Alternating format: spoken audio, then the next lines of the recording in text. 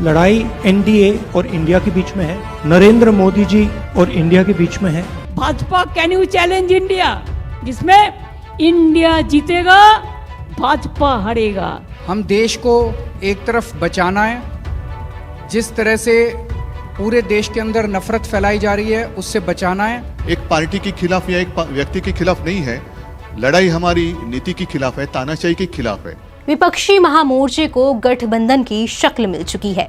नाम रखा है इंडिया। इंडिया के टैगलाइन को भी लॉन्च कर दिया है और नारा रखा है जीतेगा भारत। विपक्षी महागठबंधन को इंडिया नाम देना एक बड़ा मास्टर स्ट्रोक माना जा रहा है, क्योंकि विपक्षी एकजुटता को सीधे देश से जोड़ दिया गया है, जिसका तोड़ निकाल पाना एनडीए के लिए भी आगे मुश्किल हो सकता है। दूसरी ओर बीजेपी ने नाम को लेकर एक दूसरी ही बहस छेड़ दी। इंडिया वर्सेस एनडीए की लड़ाई के बीच असम सीएम हेमंत बिस्व शर्मा ने इसे भारत वर्सेस इंडिया की जंग का नाम दे दिया। उन्होंने कहा कि भारत और इंडिया दो अलग धारणाएं हैं। असम सीएम ने ट्वीट कर लिखा, सभ्यता से हमारी लड़ाई भारत और इंडिया के बीच चल रही है। अंग्रेजों ने हमारे देश का नाम इंडिया रखा। हमें खुद को औपनिवेशिक विरासतों से मुक्त करने की कोशिश करनी चाहिए। हमारे पूर्वज भारत के लिए लड़े और हम भारत के लिए काम करते रहेंगे। बीजेपी भारत के लिए है।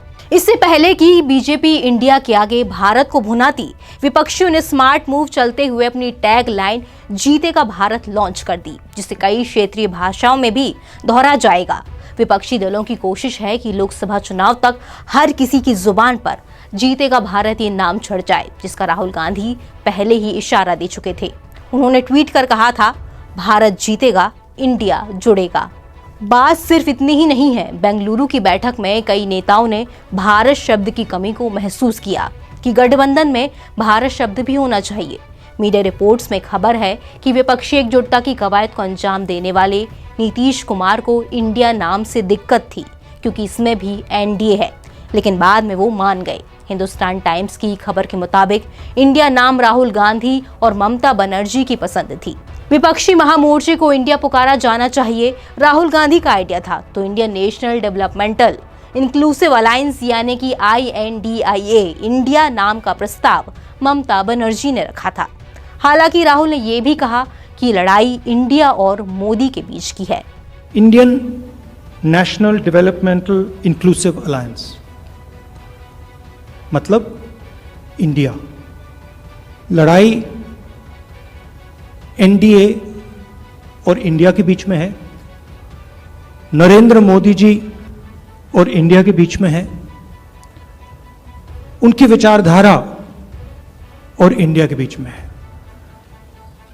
आप जानते हो, जब भी कोई हिंदुस्तान के सामने खड़ा होता है, इंडिया के सामने खड़ा होता है, तो जीत किसकी होती है, कहने की जरूरत भी नहीं है।